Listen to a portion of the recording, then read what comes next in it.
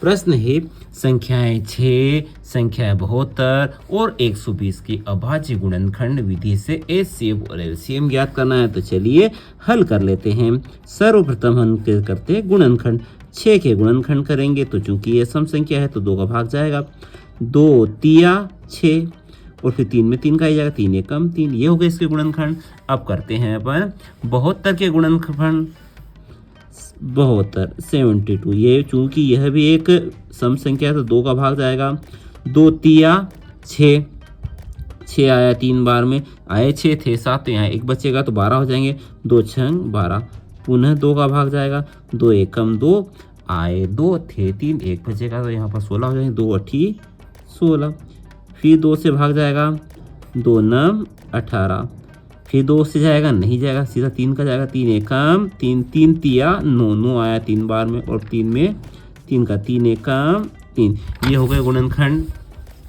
अब देते हैं 120 के गुणनखंड कर लेते हैं। 120 2 का भाग जाएगा, 2 छंग 12, 2 शून्यम 0, फिर 2 का जाएगा, 2 तिया 6, 2 शून्यम 0, फिर 2 का जाएगा, 2 एकम 2 आए 2 थे 3 तो 1 बचेगा, 5 15 हो जाएगा, 10 हो जाएंगे, 2 पंज 10। अब चूंकि यह 15 विषम संख्या 2 का नहीं जाएगा, सीधा 3 का जाएगा, 3 पंज 15 और 5 एकम 5। तो ये हो गए गुणनखंड किसके? 6 के गुणनखंड बने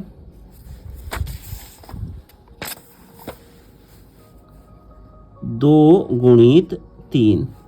72 के गुणनखंड क्या बने?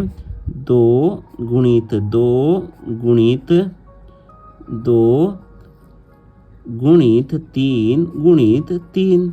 और 120 के गुणनखंड क्या बने?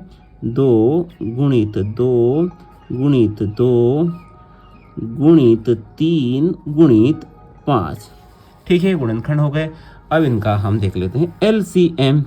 एलसीएम तो भैया 2 यहाँ भी है, 2 यहाँ भी है और 2 यहाँ भी है, तो यहाँ से निकल आया 1 2। फिर 2 यहाँ भी है, 2 यहाँ भी है, तो यहाँ से निकल आया 2। 2 यहाँ भी है, 2 यहाँ भी है, यहाँ से निकल आया 2। 3 यहाँ भी है, 3 यहाँ भी है, 3 यहाँ भी है, यहाँ से निकल आया 1 3। इधर का काम खत्म हो गया। अब 3 यहाँ भी है, अकेला ही है तो भी आएगा। और ये 5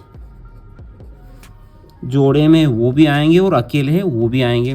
ठीक है, 2 दूनी 4, 4 दूनी 8, 8 8 दूनी 8 या 24 और 24 का गुणा 3 में करेंगे तो क्या आएगा? 72। और 72 का गुणा 5 में करेंगे तो 5 दूनी 10 और 5 तो 35 35 और 1 36 यानी 360 आपका LCM आएगा 360। ठीक है, और HCF क्या आएगा?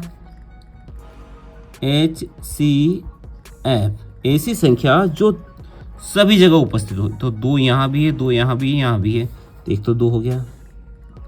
और 3 यहाँ भी है, 3 यहाँ भी है, 3 यहाँ भी है, हो गया 3। तो क्या होगा? HCF आया 2 तिया 6। आशा है उक्त प्रश्न आपको समझ में आया होगा। LCM और HCF हमने एक साथ निकाले।